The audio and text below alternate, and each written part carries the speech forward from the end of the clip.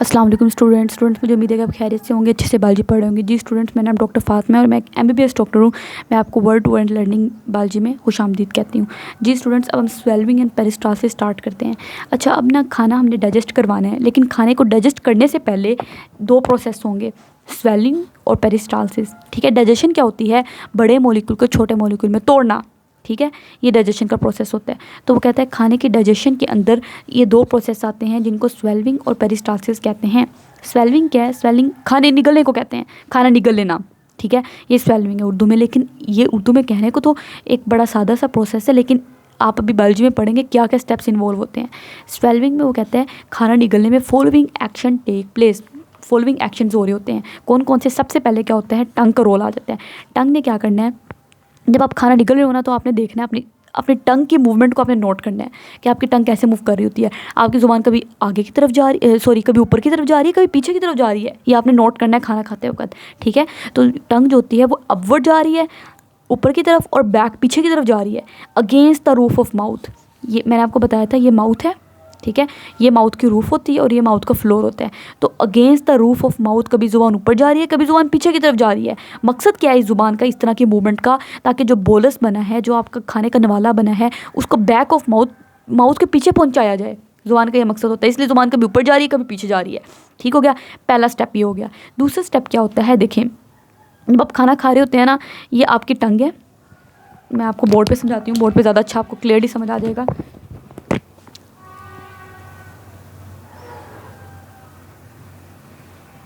ठीक हो गया, ये हमारे पास पर्सन है। इस पर्सन का ये हमारे पास माउथ है, माउथ के पीछे ओरल कैविटी है। ओरल कैविटी में हमारे पास ये टंग पड़ी हुई है। इस टंग ने हमने पढ़ा ऊपर मूव करना है, इसने पीछे की तरफ मूव करना है। मकसद क्या है कि जो खाने का नवाला है उसको पीछे की तरफ मूव करवाया जाए। ठीक, पीछे की तरफ कहाँ पे? ताकि वो फूड पाइप में नीचे की तरफ आ जाए। ठीक है, अब देखें, अभी जो खाने का नवाला है ना, ये मैं आपको ब्लैक से शो करती हूँ। ये बोलस ऑफ फूड है, ये टंग है मेरी, ये बोलस ऑफ फूड है। अब बोलस ऑफ फूड जब यहाँ पे आता रहेगा तो यहाँ से ऊपर ना चला जाए। ऊपर क्या चीज़ मौजूद है? ऊपर की तरफ ना, ये देखें, ये नाक है, तो नाक के पीछे नेज़ल कैविटी होती है, ऐसे करके ये नेज़ल कैविटी है। तो ये जो खाना है, ये जो खाने बोलस ऑफ फूड आ रहा है, ये ऊपर की तरफ ना चला जाए। ठीक है, इसको ऊपर की तरफ जाने से, क्योंकि यहाँ से नेज़ल कैविटी में भी तो जा सकता है ना, इसको ऊपर की तरफ जाने से रोकने के लिए अल्लाह ताला ने यहाँ पे ना एक सॉफ्ट पैलेट रखा हुआ है। पैलेट क्या होता है? आप अपनी ज़ुबान को ऊपर की तरफ लगाएं। जब आप ज़ुबान को ऊपर की तरफ लगाएंगे ना, तो आपको एक सख्त सी चीज़ महसूस होगी, जिसको पैलेट कहते हैं। आगे वाला जो होता है वो हार्ड पैलेट होता है, पीछे की तरफ जो होता है वो सॉफ्ट पैलेट होता है। ठीक है, तो ये जो पीछे की तरफ सॉफ्ट पैलेट है, ठीक है, ये जो आपका, ये मैंने आपका पैलेट बनाया हुआ है, ये हार्ड पैलेट है। ठीक, आगे की तरफ, और ये पीछे की तरफ सॉफ्ट पैलेट है। तो अब क्या होगा, जैसे खाना पीछे की तरफ आ रहा होगा ना, तो खाना ऊपर की तरफ ना चला जाए। ऊपर क्या है? नेज़ल कैविटी, नाक में ना चला जाए। तो अल्लाह ताला ने यहाँ पे सॉफ्ट पैलेट रखा हुआ है। सॉफ्ट पैलेट ऐसे बंद हो जाएगा। जब ये सॉफ्ट पैलेट बंद हो जाएगा ना, तो ये रास्ता बंद हो गया। अब ये रास्ता बंद हो गया तो ये खाना ऊपर नहीं जा सकता। ठीक हो गया, तो ये आपकी बुक वालों ने भी लिखा हुआ है कि सॉफ्ट पैलेट जो होगा closes the nasal cavity at the back. उसने क्या करना है? एट द बैक जो आपकी नेज़ल कैविटी है उसको बंद कर देना है सॉफ्ट पैलेट ने, ताकि खाना ऊपर की तरफ ना चला जाए। देखिए, सॉफ्ट पैलेट है, इसने नेज़ल कैविटी जो थी उसको क्लोज कर दिया ताकि खाना ऊपर की तरफ ना चला जाए।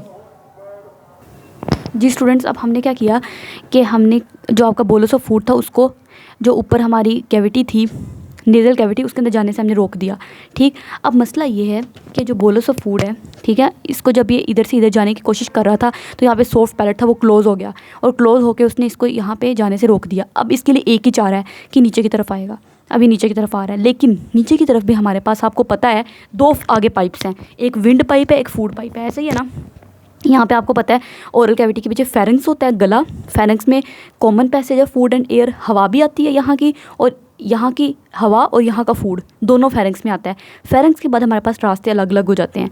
कैसे अलग अलग हो जाते हैं? आगे की तरफ ट्रेकिया आ जाता है, पीछे की तरफ हमारे पास फूड पाइप आ जाता है। मान लो ये फेरेंक्स है। ठीक हो गया, फेरेंक्स में क्या होता है? कॉमन पैसेज है फूड एंड एयर के लिए, दोनों चीज़ें होती हैं, खाना भी और हवा भी। उसके बाद हमारे पास आगे वाला जो होगा वो ट्रेकिया हो जाएगा। ठीक, और जो पीछे की तरफ होता है वो फूड पाइप आ जाता है।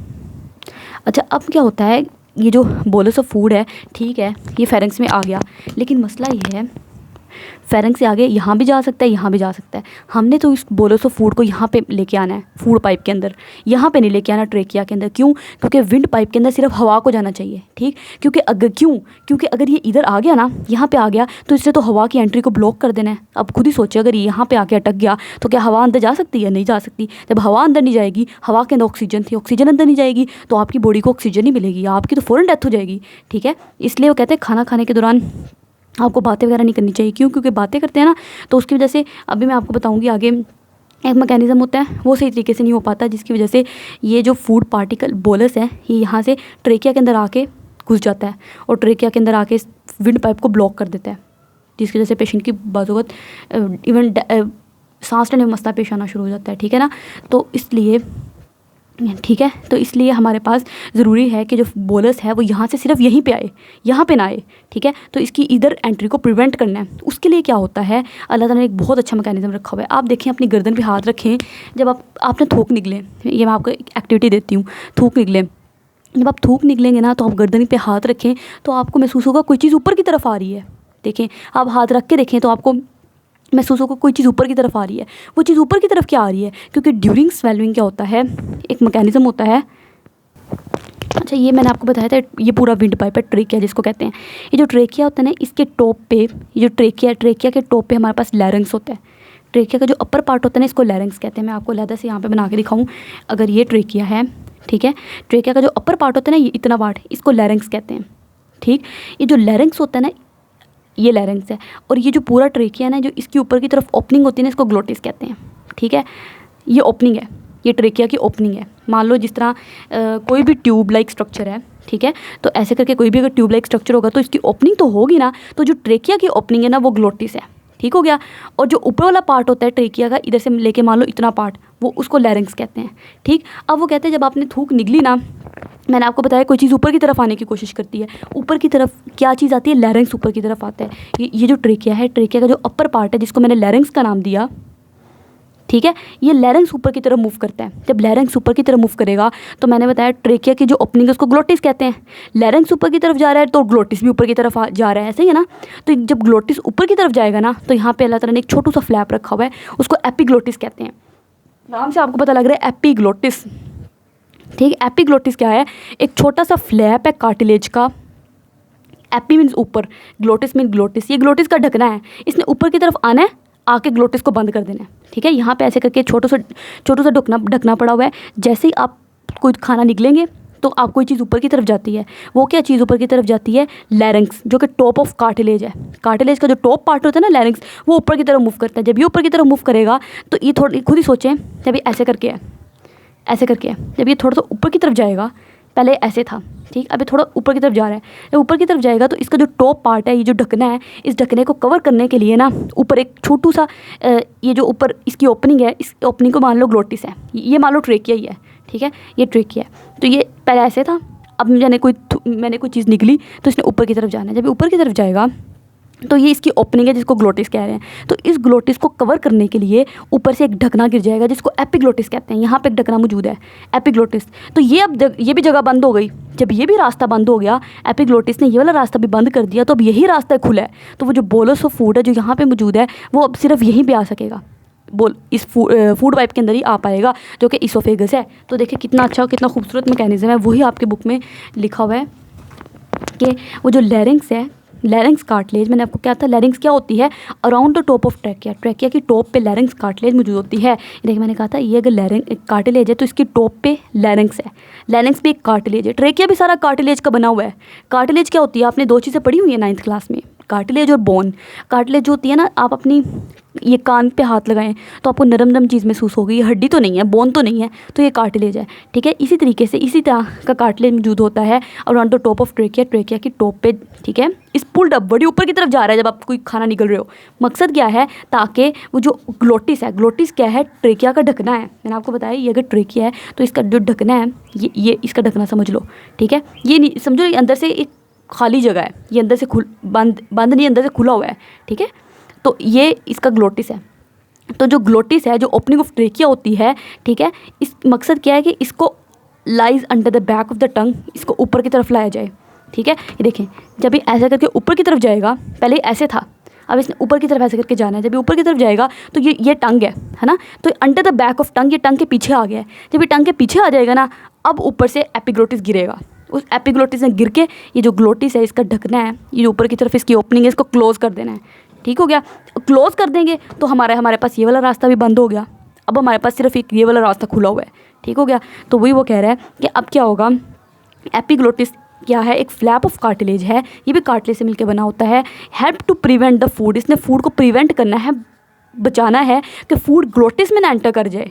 ठीक है, इंस्टेड ऑफ इसोफेगस, इस इसोफेगस के बजाय जो फूड है हमारी वो ग्लोटिस में ना आ जाए। ठीक है, ये हमारा इसोफेगस है, फूड को इसोफेगस में ही जाना चाहिए। लेकिन एपिग्लोटिस ने वो जो एक ढकना बना हुआ है, बुक में आपके कहाँ पे एपिग्लोटिस बना हुआ है, देखें ये एपिग्लोटिस है। बुक में डायग्राम में कोई इतनी अच्छी खास नज़र नहीं आ रही, तो इसलिए मैंने आपको अलहदा से खुद बना के दिखाई कि वो जो एपिग्लोटिस था उसका क्या मकसद था कि वो ग्लोटिस को कवर कर दे। जब वो ग्लोटिस को कवर कर देगा तो प्रिवेंट फूड, इससे फूड को प्रिवेंट करना है कि फूड ग्लोटिस में ना चली जाए। इंस्टेड ऑफ इसोफेगस, इसोफेगस की बजाय नॉर्मली फूड को इसोफेगस में ही जाना चाहिए जो कि फूड पाइप है।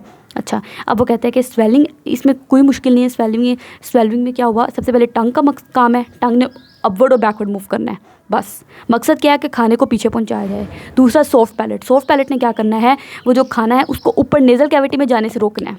ठीक हो गया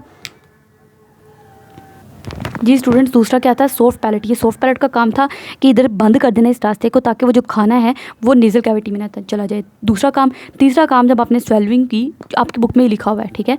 तीसरा, आपने जब खुद ही आप हाथ रख के देखें कोई चीज़ ऊपर की तरफ जाती है, जब स्वेलविंग करते हो तो ऊपर की तरफ क्या चीज़ मूव कर रही है, लैरिंक्स। लैरिंक्स क्या है, टॉप ऑफ ट्रेकिया। लैरिंक्स एक कार्टिलेज है जो टॉप ऑफ ट्रेकिया पे मौजूद है। ये ट्रेकिया की टॉप पे कार्टिलेज है जिसको लैरिंक्स कहते हैं। इसने ऊपर की तरफ जाना है, क्यों, ताकि जो ट्रेकिया की ओपनिंग है जिसको हम ग्लोटिस कहते हैं, ये ऊपर की तरफ जाए। और जब ये ऐसे करके ऊपर की तरफ जाएगी, ऐसे करके, तो ये अंडर द, ये देखें, जब ऐसे थी ऐसे करके ऊपर की तरफ जाएगी तो अब ये बैक ऑफ टंग पे मौजूद है। इधर ज़ुबान है ना, तो ज़ुबान के पीछे मौजूद है।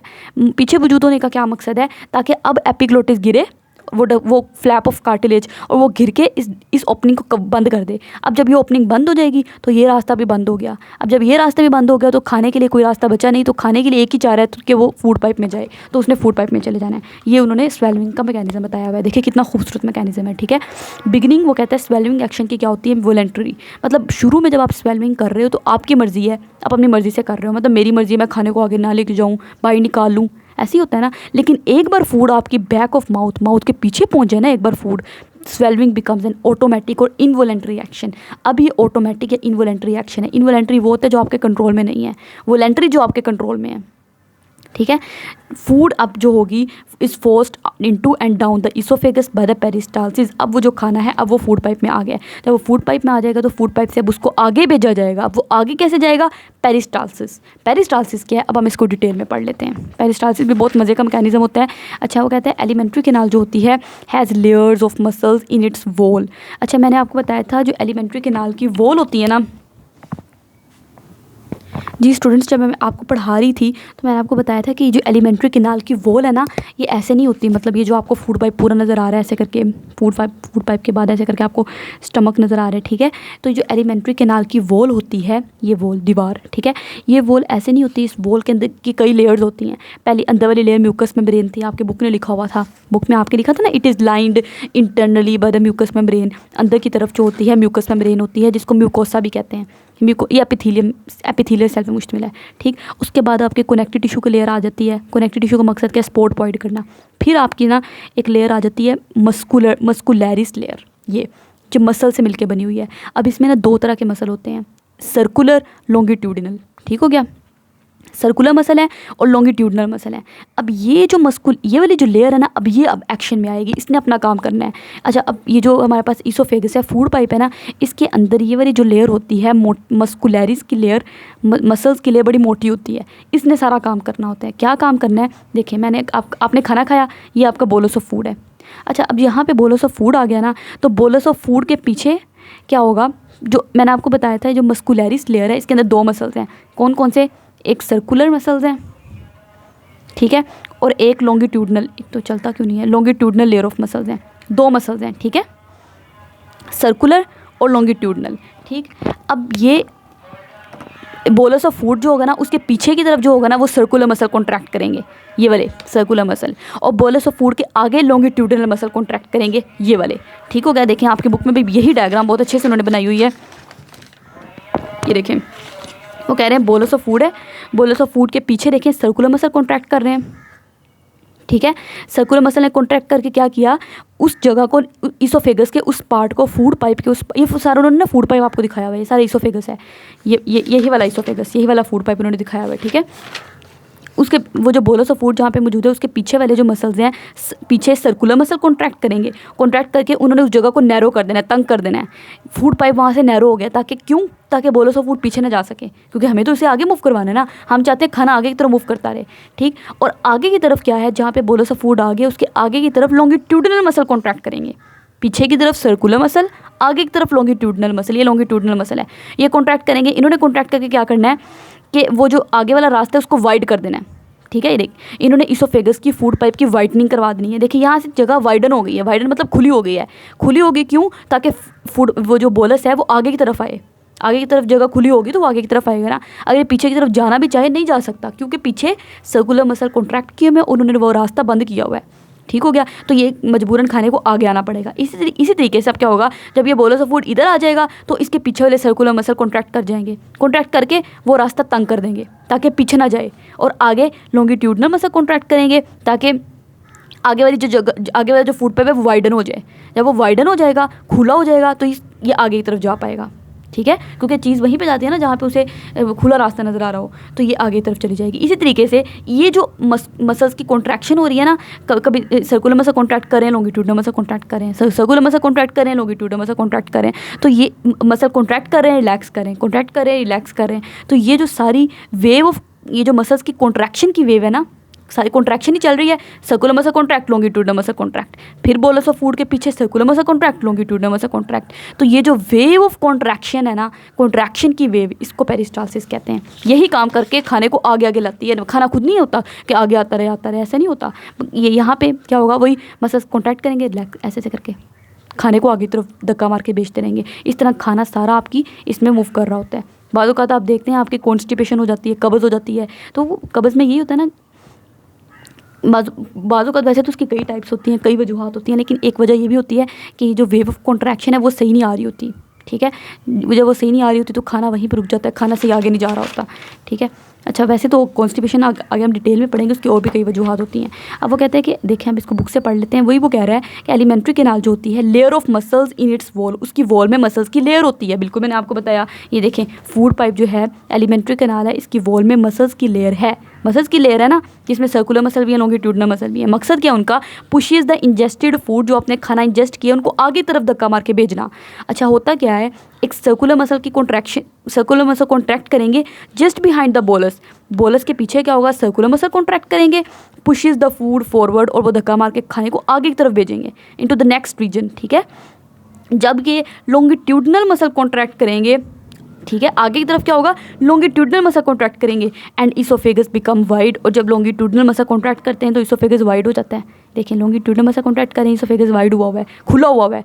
ठीक है, जब खुला हो जाएगा तो खाने को मजबूरन वहीं आना पड़ेगा। तो ये इसी तरीके से ये जो वेव ऑफ कॉन्ट्रैक्शन चल रही है इसको पेरिस्टालसिस कहते हैं। ये क्या है, रिदमिक वेव, एक रिदम के तहत वेव चल रही है मसल्स की कॉन्ट्रैक्शन की एंड रिलैक्सेशन की। अब क्या होगा, जाहिर सी बात है जब ये बोलस ऑफ फूड आगे की तरफ आ जाएगा, ठीक है, यहाँ पे सर्कुलर मसल कॉन्ट्रैक्ट कर रहे हैं, ठीक है, तो ये बोलस ऑफ फूड आगे की तरफ, और यहाँ भी मौजूद है, यहाँ पे लॉन्गिट्यूडिनल मसल कॉन्ट्रैक्ट करेंगे। इसी तरीके से जब ये आगे आएगा तो पीछे वाले मसल रिलैक्स कर जाएंगे, पीछे वाले मसल का काम खत्म हो गया है।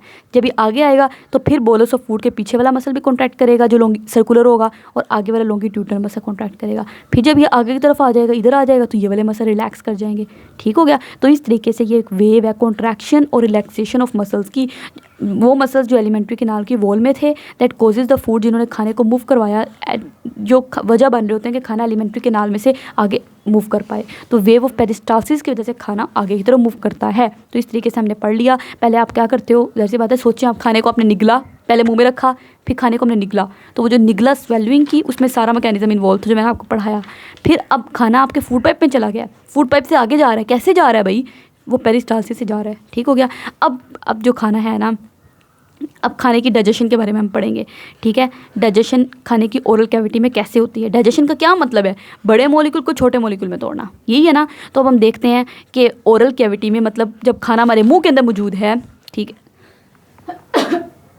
अच्छा, ये जो खाना है खाना मेरे मुंह के अंदर मौजूद है ओरल कैविटी के अंदर। तो ओरल कैविटी के अंदर हमारे पास ना 3 ग्रुप ऑफ फूड होते हैं, carbohydrate, fat, protein. Oral cavity में आप देखेंगे जो आपका कार्बोहाइड्रेट है ना, जो रोटी वगैरह है या जो आपका घी वगैरह, लाइपेज, लिपिड वगैरह होता है, उसकी डाइजेशन होती है, मतलब उन्होंने छोटे छोटे टुकड़ों में टूटना है। प्रोटीन की यहाँ पे कोई डाइजेशन नहीं होगी। जो गोश्त वगैरह आप खाते हैं ना, दालें खाते हैं, वो प्रोटीन होती हैं, उन्होंने यहाँ पे बिल्कुल डाइजेस्ट नहीं होना, उन्होंने ऐसे यहाँ पे रहना है। फिर खाना नीचे फूड पाइप में तो हमने पढ़ा है कोई डाइजेशन नहीं होती, ईसोफेगस में पढ़ा है ना आपने, बुक की लाइन थी, ये देखें, in oesophagus no digestion take place. फिर खाना अब नीचे आएगा स्टमक में। स्टमक में जो होता है ना ख़ास तौर पर प्रोटीन, वो प्रोटीन जिसको ओरल कैविटी में किसी ने पूछा नहीं था, वो प्रोटीन की अब स्टमक में डाइजेशन होगी। प्रोटीन में पता है आपको, दालें, गोश्त, ये प्रोटीन है, तो उनकी डाइजेशन जो है वो स्टमक में होगी। डाइजेशन का मतलब आप समझ रहे हैं ना, बड़े मॉलिक्यूल को छोटे मॉलिक्यूल में टूटना। क्यों? क्योंकि जो प्रोटीन है वो बहुत बड़ा मॉलिक्यूल है, ऐसे करके है प्रोटीन का स्ट्रक्चर। ये सारे अमाइनो एसिड सारे आपस मिले हुए हैं, तो उनको छोटे टुकड़ों में तोड़ना है, ठीक है, सही है। तो वो जो काम है वो स्टमक में होगा। फिर स्मॉल इंटेस्टाइन में किसकी डाइजेशन होगी, वो तीनों की होगी, कार्बोहाइड्रेट की भी, फैट की भी, प्रोटीन की भी। चलिए अब हम ओरल कैविटी में देख लेते हैं। ओरल कैविटी में मैंने आपको क्या बताया, किसकी डाइजेशन होती है, कार्बोहाइड्रेट की। आपने ना 3 ग्रुप ऑफ फूड जेन में रखने हैं। हम 3 ग्रुप ऑफ फूड की बात करेंगे। किन किन की बात करेंगे, कार्बोहाइड्रेट की बात करेंगे, ठीक है, हम बात करेंगे फैट की, हम बात करेंगे प्रोटीन की। ये 3 चीज़ों की हमने बात करनी है। कार्बोहाइड्रेट में आपको पता है चावल आ जाते हैं, दलिया आपका आ जाता है जो आप खाते हैं, ठीक हो गया। फैट में आपको पता है घी वगैरह आ जाता है। प्रोटीन में आपका दाल आ जाती है, आपका गोश्त आ जाता है। तो ये चीज़ें प्रोटीन में आ जाती हैं। इनकी हम, क्योंकि रोज़मर्रा की चीज़ों में हम यही चीज़ें खाते हैं, तो अब हम इनको देखेंगे। अच्छा, कार्बोहाइड्रेट में ना आपने पढ़ा होगा, 3 कार्बोहाइड्रेट की क्लासेस आपने पढ़ी थी 9th क्लास में, आप याद करें, मोनोसेकेराइड, ओलिगोसेकेराइड, पॉलीसेकेराइड, ठीक हो गया। तो इसमें भी एक पॉलीसेकेराइड क्लास में आपने स्टार्च पढ़ा था। वो जो स्टार्च होता है ना, वो हमारे खाने में मौजूद होता है। मतलब ये जो रोटी है वो भी, उसमें भी स्टार्च है, चावलों में भी स्टार्च होता है, दलिए में भी स्टार्च वगैरह होता है, ठीक है। तो ये ज़्यादातर हमारे खाने में मौजूद होता है, इसलिए हम कार्बोहाइड्रेट में भी खास तौर पर स्टार्च की बात करेंगे, ठीक हो गया। चलिए हम स्टार्ट कर लेते हैं ओरल कैविटी। और ओरल कैविटी में मैंने आपको बताया कि अब हम स्टार्ट करते हैं। जी स्टूडेंट्स, ये हमारा प्यारा सा कार्टून है, इसकी ओरल कैविटी है, ठीक है। अच्छा, अब मैं बात करते हैं पहले ओरल कैविटी में किन किन चीज़ों की डाइजेशन होती है। तो आपने याद रखना है ओरल कैविटी में किन किन चीज़ों की डाइजेशन होती है। 2 चीज़ों की डाइजेशन होती है, एक कार्बोहाइड्रेट की, ठीक हो गया, एक कार्बोहाइड्रेट की डाइजेशन और थोड़े से लिपिड की डाइजेशन होती है। अच्छा, इन दोनों की डाइजेशन, और प्रोटीन की यहाँ पे कोई डाइजेशन नहीं होनी। इंपॉर्टेंट बात है, ये आपसे पूछते हैं बार बार, ये चीज़ें पूछते हैं MCQ में। देखिए अब वो कहता है ओरल कैविटी में किन किन चीज़ों की डाइजेशन होनी है। सबसे पहले वो कहता है ओरल कैविटी में ना, आपको पता है यहीं पे फूड को आप टेस्ट करते हो। ओरल कैविटी में मुंह में खुराक का जायका आता है, यहीं पे आपको स्मेल आती है, और फेल्ट यहीं पे आप फूड को महसूस करते हो। अगर खाने में कोई कांटा वगैरह है तो आप फ़ौरन उसको बाहर निकाल दोगे, ऐसे ही होता है ना। फूड इज च्यूड, यहाँ पे आपने खाने को चुबाना है। कैसे चुबाना है, क्रशिंग एंड ग्राइंडिंग, खाने को छोटे टुकड़ों में तोड़ते हो आप दांतों की मदद से। अच्छा, टीथ जो होते हैं वो आपकी मदद करेंगे खाने को ग्राइंड करने में, क्रश करने में। आपकी चीक्स मदद कर रही होती हैं, आपकी ज़ुबान मदद कर रही होती है। आप कभी खाना खा रहे हो तो देखिए ज़रा, दांतों का तो आपको पता है, चीक्स भी आपकी ना रोल प्ले कर रही होती हैं, आपकी टंग का बड़ा रोल है। अच्छा, अब वो कहते हैं इन तमाम चीज़ों के नतीजे में जो खाना है ना आपका, physically and quickly broken down into smaller pieces. एक ना फिजिकल ब्रेकडाउन होती है, एक केमिकल ब्रेकडाउन होती है। फिजिकल ब्रेकडाउन वो होती है जिसमें वैसे ही बस आपका खाना छोटे टुकड़ों में टूट रहा है, खाने के अंदर जो बॉन्ड्स है ना वो नहीं टूट रहे। केमिकल डाइजेशन वो होगी जिसमें जो खाने के मॉलिक्यूल है ना, उनमें जो बॉन्ड्स है ना, उन बॉन्ड्स को तोड़ा जा रहा है, तो वो केमिकल डाइजेशन है, ठीक। वो कहते हैं पहले क्या होता है, पहले फिजिकल डाइजेशन हो रही है। फिजिकल डाइजेशन में जो खाना है फिजिकली बस उसको वैसे ही छोटे छोटे मॉलिक्यूल में तोड़ा जा रहा है, ठीक है, बॉन्ड्स नहीं भी टूट रहे। वैसे ही खाना जो है, दांतों ने, चीक्स ने और टंग ने क्या करना है, बस खाने को फिजिकली ब्रेक डाउन करना है स्मॉलर पीसीस के अंदर, छोटे छोटे टुकड़ों में। अभी खाने के बॉन्ड नहीं टूटे, अभी केमिकल डाइजेशन नहीं हुई, अभी सिर्फ फिजिकल डाइजेशन हुई है, ठीक है। अच्छा, अब फूड जो है ना ओरल कैविटी में क्या करती है, जब खाना ओरल कैविटी में मुंह के अंदर मौजूद होता है ना, तो इस खाने स्टिमुलेट करना है स्लाइवरी ग्लैंड को। खाना जब ओरल कैविटी के अंदर, देखें मुंह के अंदर ओरल कैविटी के अंदर भी खाना मौजूद है ना, तो इसने करीब पड़े स्लाइवरी ग्लैंड को स्टिमुलेट करना है। जल्दी भाई स्लाइवरी ग्लैंड अपना स्लाइवा डालो, जल्दी करो, तुम्हारा काम है स्लाइवा बनाना, अपना स्लाइवा जल्दी डालो, खाना मुंह में आ चुका है, ठीक है। तो फ़ौरन स्लाइवरी ग्लैंड ने अपना स्लाइवा ओरल कैविटी के अंदर भेजना शुरू कर देना है। अब ओरल कैविटी के अंदर स्लाइवा आ गया, स्लाइवा का क्या काम है, ठीक है, स्लाइवा आ गया। अब स्लाइवा के अंदर क्या होता है, वाटर होता है, म्यूकस होता है। म्यूकस ना नरम मुलायम सा स्लाइमी सा मटेरियल होता है, ठीक है, और वाटर होता है स्लाइवा के अंदर। इसका क्या काम है, इसने फूड को मॉइस्ट करना है, नरम करना है, सोफन मतलब नरम करना, और खाने को लुब्रिकेट करना है, वही नरमो मुलायम करना है। एक सारे लफ्ज़ों का एक ही मतलब है। अब खाना इसने नरम मुलायम कर दिया, क्योंकि सख्त हो गया तो कैसे खाना प्रोसेस होगा, तो खाना अब नरम मुलायम हो गया। इसके अलावा वो कहता है स्लाइवरी ग्लैंड ने जो स्लाइवा बनाया है उसमें क्या क्या चीज़ें थी, वाटर था, म्यूकस था, और इंजाइम्स होते हैं उसके अंदर। कौन कौन से इंजाइम्स हैं, एक इंजाइम है स्लाइवरी अमाइलेज, ये इंजाइम मौजूद है, बड़ा इंपॉर्टेंट इंजाइम है। स्लाइवा के अंदर क्या क्या चीज़ें मौजूद हैं ये आपको पता होनी चाहिए। स्लाइवा के अंदर वाटर है, म्यूकस है, ठीक है, प्लस स्लाइवरी अमाइलेज है, ये बहुत पूछते हैं स्लाइवरी अमाइलेज। अब ये स्लाइवरी अमाइलेज इंजाइम है ना, इस इंजाइम ने एक्ट करना है स्टार्च के ऊपर, वही जो मैंने आपको बताया था कार्बोहाइड्रेट में स्टार्च है उसके ऊपर एक्ट करना है। और इसको स्टार्च को किस चीज़ में तोड़ना है, माल्टोज के अंदर। स्टार्च एक पॉलीसेकेराइड है, माल्टोज एक ओलिगोसेकेराइड है। मतलब इसने क्या करना है, स्टार्च को एक बड़े मॉलिक्यूल को छोटे मॉलिक्यूल में तोड़ दिया है, ठीक है। मतलब ये ऐसे करके स्टार्च का मॉलिक्यूल होता है, बहुत स्टार्च का मॉलिक्यूल कैसे बना हुआ है, सारे ग्लूकोज मॉलिक्यूल आपस में मिल मिल के स्टार्च का मॉलिक्यूल बना रहे हैं, ठीक है। स्टार्च के मॉलिक्यूल को इसने माल्टोज में तोड़ना है। माल्टोज क्या है, ये आपने 9th क्लास बायोलॉजी में पढ़ा हुआ है, बायोमोलिक्यूल वाले चैप्टर में। माल्टोज जो होता है ना, ये इसमें 2 ग्लूकोज मॉलिक्यूल होते हैं, तो इसने इसको ऐसे तोड़ना है, इस तरह तोड़ना है कि 2 ग्लूकोज मॉलिक्यूल आए। तो जब 2 ग्लूकोज मॉलिक्यूल होते हैं ना, तो हम उसको माल्टोज कहते हैं, ठीक है। तो ये बड़ी इंपॉर्टेंट बात है, वो पूछते हैं स्लाइवरी अमाइलेज ने किसको किस में तोड़ना है, इसने स्टार्च को तोड़ना है किसमें, माल्टोज में। आपने अच्छे से रख लेना। अच्छा, अब ये स्लाइवा की बात ख़त्म हो गई। अब हमारे पास एक और एंजाइम मौजूद होता है ओरल कैविटी में ही, जो लाइपेज होता है। और ये लाइपेज कहाँ से आता है, ये आता है टंग के अंदर सेल्स होते हैं, वहाँ से आता है। ये जो आपकी ज़ुबान है ना, हर चीज़ सेल से मिलके बनी हुई है। ये आपकी मान लो टंग है, तो टंग भी आपके सेल से मिलके बनी हुई है, ठीक है। तो टंग के जो सेल्स होते हैं उन्होंने एक एंजाइम रिलीज़ करना है जिसको लाइपेज कहते हैं। इस लाइपेज ने नाम से पता लग रहा है लिपिड के ऊपर एक्ट करना है, और इसने लिपिड के ऊपर एक्ट करके, लिपिड ना आम तौर पर लिपिड का स्ट्रक्चर कैसा होता है ये भी आपने 9th क्लास में पढ़ा हुआ है, लेकिन मैं आपको दोबारा बता देती हूँ। जी स्टूडेंट्स, लिपिड का स्ट्रक्चर कैसा होता है, ये देखें हमारे पास ना ग्लिस्ट्रोल होता है, ये ग्लिस्ट्रोल का मॉलिक्यूल है, और ग्लिस्ट्रोल के साथ 3 फैटी एसिड होते हैं, ऐसा करके ये 3 फैटी एसिड है, और ये ग्लिस्ट्रोल है। ये लिपिड का स्ट्रक्चर है। ये जो लाइपेज ओरल कैविटी के अंदर मौजूद है ना, इसने इसके ऊपर एक्ट करना है, और सिर्फ अभी इसमें इतनी ताकत नहीं है, अभी सिर्फ इसने ना इस बॉन्ड को तोड़ना है, बस।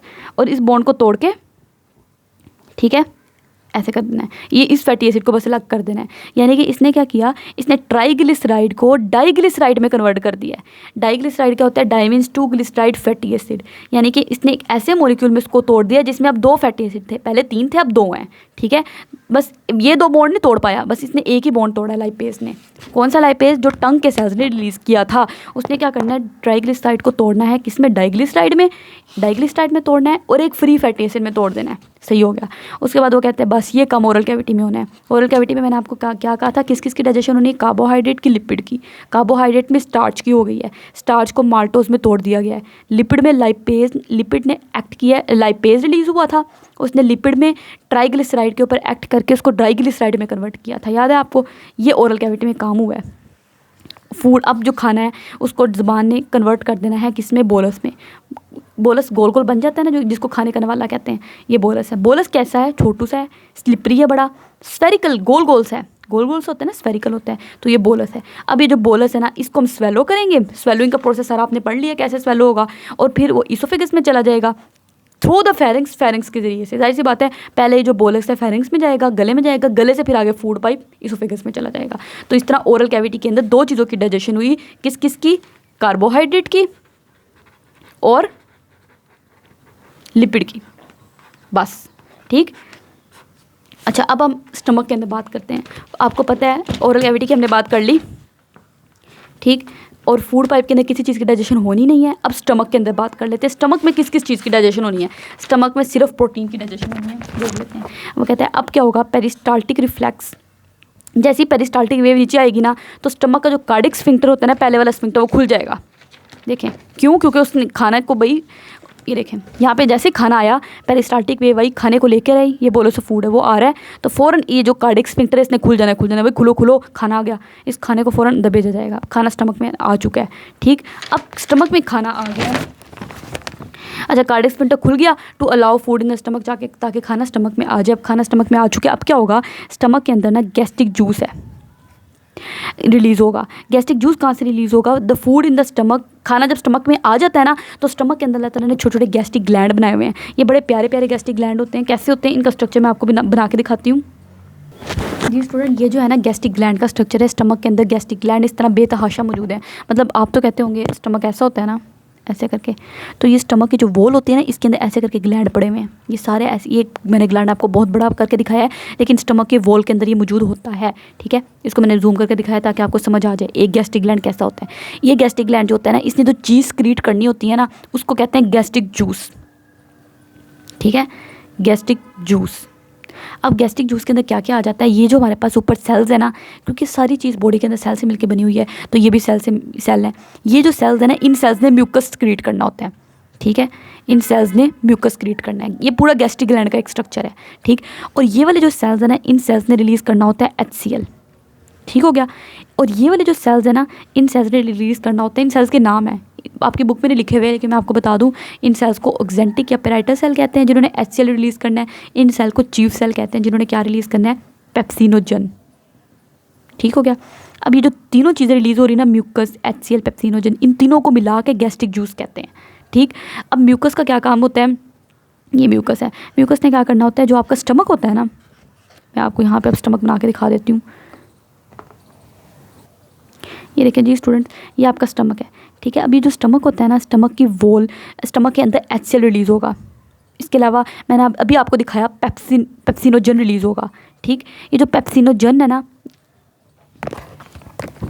ये पेप्सिनोजन जो है ये इनएक्टिव फॉर्म है, इसने ना एक्टिव फॉर्म में कन्वर्ट होना है। इसकी एक्टिव फॉर्म का नाम होता है पेप्सिन, और इसको एक्टिव फॉर्म में कौन कन्वर्ट करता है, ये HCl ने आना है, पेप्सिनोजन के ऊपर एक्ट करना है और उसको पेप्सिन में कन्वर्ट कर देना है। ये इसकी इनएक्टिव फॉर्म थी, ये सोया हुआ है मान लो, और ये इसकी एक्टिव फॉर्म है, ये एक्टिव हो गया है, हु, ठीक है।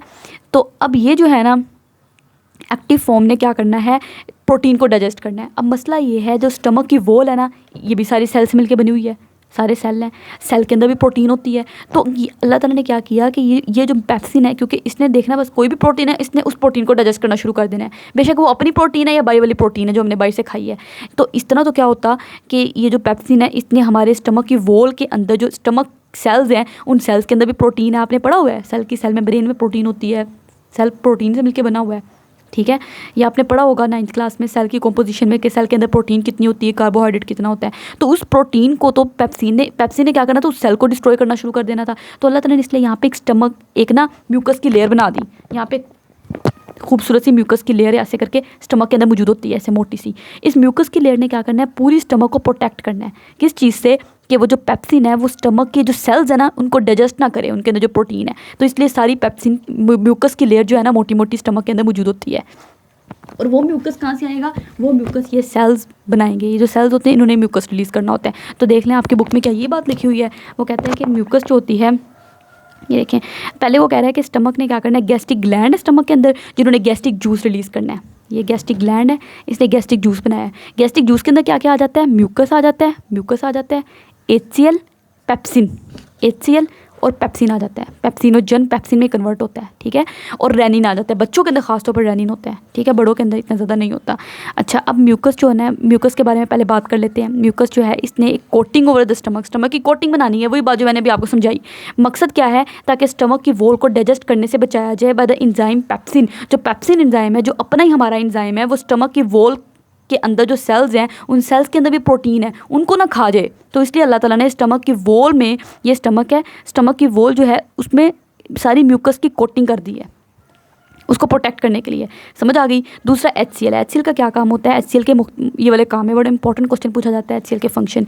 नंबर 1, HCl ने क्या करना है, सलाइवरी अमाइलेज की एक्शन को स्टॉप करना है। देखें अब वो जो बोलस है जो स्टमक के अंदर आ रहा है वो कहाँ से आ रहा है, ओरल कैविटी से आ रहा है। तो ओरल कैविटी के अंदर जो सलाइवरी अमाइलेज एंजाइम था वो भी उस बोलस के साथ चिपक जाता है। अब जब वो भी यहाँ पे आ जाएगा तो सलाइवरी अमाइलेज का काम था बस वो ओरल कैविटी में काम करे, इधर ना काम करे। तो यहाँ पे वो स्टमक के अंदर वो काम ना करना शुरू हो जाए तो स्टमक के अंदर उस एंजाइम को स्टॉप कर देना है। स्टमक के अंदर ये जो एसिड है ना वो उस एंजाइम को स्टॉप कर देगा, कहेगा भाई तुम्हारी ये जगह काम करने वाली नहीं है, तुम्हारा काम है तुम ओरल कैविटी में काम करो, यहाँ पे तुम्हारा कोई जगह नहीं है। तो इसने सलाइवरी अमाइलेज के एंजाइम को काम करने से रोक दिया, पहली बात। दूसरी बात इसने क्या करना है, एक एंजाइम पेप्सिनोजन उसको पेप्सिन में कन्वर्ट करना है, वही बात जो मैंने आपको बताई, पेप्सिनोजन एंजाइम को पेप्सिन में इस HCl ने कन्वर्ट करना है। ठीक हो गया, ये इनएक्टिव फॉर्म में रिलीज होता है, उसको एक्टिव करना है HCl ने, कितना इंपॉर्टेंट काम है। ठीक है, तीसरी बात क्या है, इसने एसिडिक मीडियम देना है। आपका एसिड है ना तो एसिड होगा तो एसिडिक मीडियम प्रोवाइड करेगा। क्यों, क्योंकि आपको पता है एंजाइम जो होते हैं एक खास pH पे काम करते हैं, ये भी आपने एंजाइम वाले चैप्टर में पढ़ा होगा। कुछ एंजाइम अल्कलाइन होते हैं, कुछ एसिडिक होते हैं। तो ये जो एंजाइम होते हैं जो स्टमक के एंजाइम है उन्होंने एसिडिक मीडियम में काम करना है, तो उनको एसिडिक मीडियम प्रोवाइड करना है इस एसिड ने। एसिड होगा तो एसिडिक मीडियम आएगा। चौथा इसने क्या करना है, एसिड है, तेज़ाब है, तेज़ाब बहुत खतरनाक होता है, तो इसने जो खाने के साथ जो छोटे मोटे बैक्टीरिया आ गए हैं, माइक्रो ऑर्गेनिज्म आ गए, उनको भी मार देना है, किल कर देना है। ये हो गया एसिड का काम। अब पेप्सिन की बात कर लें। पेप्सिन मैंने आपको बताया कि इनएक्टिव फॉर्म पेप्सिनोजन फॉर्म में स्क्रीट होता है। ठीक है, इनएक्टिव फॉर्म में पेप्सिनोजन फॉर्म में स्क्रीट हुआ था। अब HCl आया या जो पहले थोड़ा बहुत पेप्सिन पड़ा हुआ था, क्योंकि पहले भी थोड़ा बहुत पेप्सिनोजन पेप्सिन में कन्वर्ट हो चुका होगा ना, तो पहले जो थोड़ा बहुत पेप्सिन पड़ा हुआ है या जो एसिड HCl आया, इन दोनों ने मिलना है, मिलके इस पेप्सिनोजन को उसकी पेप्सिन फॉर्म में कन्वर्ट करना है। इन्होंने कन्वर्ट करना है पेप्सिनोजन को पेप्सिन में। और पेप्सिन क्या करेगा, पेप्सिन ने प्रोटीन को डाइजेस्ट करना है, किस में, पॉलीपेप्टाइड में और पेप्टाइड में। पॉलीपेप्टाइड और पेप्टाइड में क्या फ़र्क है, पॉलीपेप्टाइड में ना मैनी अमाइनो एसिड्स होते हैं, बहुत ज़्यादा अमाइनो एसिड्स, बहुत ज़्यादा हज़ारों या कुछ 100। ठीक है, लेकिन पेप्टाइड में फ्यू अमाइनो एसिड्स होते हैं, कुछ ही अमाइनो एसिड्स होंगे। ठीक हो गया, तो ये पेप्टाइड और पॉलीपेप्टाइड में फ़र्क है। तो पेप्सिन ने क्या करना है, प्रोटीन के ऊपर एक्ट करना है। मान लो ये प्रोटीन है, पेप्सिन ने क्या करना है, पेप्सिन ने इस प्रोटीन के ऊपर एक्ट करके उसको 2 में कन्वर्ट करना है, या पॉलीपेप्टाइड में कन्वर्ट करना है। पॉलीपेप्टाइड क्या है, जिसमें मैनी अमाइनो एसिड्स है, या उसको खाली पेप्टाइड में, और पेप्टाइड में फ्यू अमाइनो एसिड्स होते हैं। ये हो गया।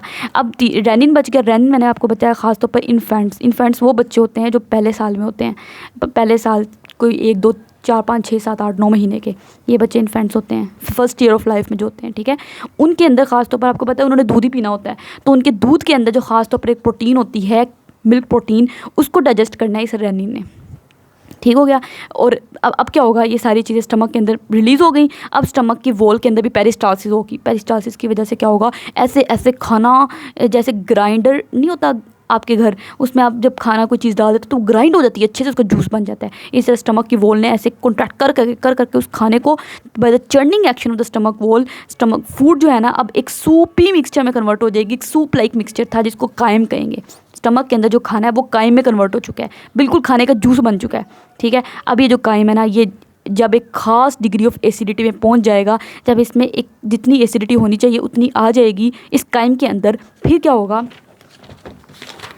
ये जो कायम है, अब यहाँ पे स्टमक ने क्या किया, कायम बना दिया। अब ये कायम यहाँ पे मौजूद है, सूपी मिक्सचर है। ठीक है, आया बोलस था, जा कायम रहा है, तो कायम जो सूपी मिक्सचर था उसने जब एक खास डिग्री ऑफ एसिडिटी इसमें आ जाएगी, अब इसने इस पाइलोरिक स्फिंक्टर खुल जाएगा, कहेगा चलो भैया तुम्हारी बारी आ गई, तुम स्टमक से निकल जाओ। इसने स्टमक से निकल जाना है, अब इसने ड्यूडेनम के अंदर आ जाना है। जब ये ड्यूडेनम के अंदर आ जाएगा पाइलोरिक स्फिंक्टर बंद हो जाएगा ताकि खाना वापस ना आ सके। ठीक हो, ये स्फिंक्टर्स का काम था। ठीक है, अब वो कहता है कि पाइलोरिक स्फिंक्टर रिलैक्स करेगा और लिटिल फूड, थोड़ी सी फूड अब ड्यूडेनम के अंदर चली जाएगी। ड्यूडेनम के अंदर खाना आ चुका है, अब हमारा खाना स्मॉल इंटेस्टाइन में आ गया है। ठीक, अब स्मॉल इंटेस्टाइन में क्या क्या डाइजेशन होगी ये मैं अगले लेक्चर में आपको बताऊंगी, बहुत इंटरेस्टिंग वे में इसको हम पढ़ेंगे। उम्मीद है कि आपको अच्छे से समझ आ रही होगी। काइंडली आप हमारे चैनल को सब्सक्राइब कर दें, शेयर करें फ्रेंड के साथ, लाइक करें। अल्लाह हाफिज़।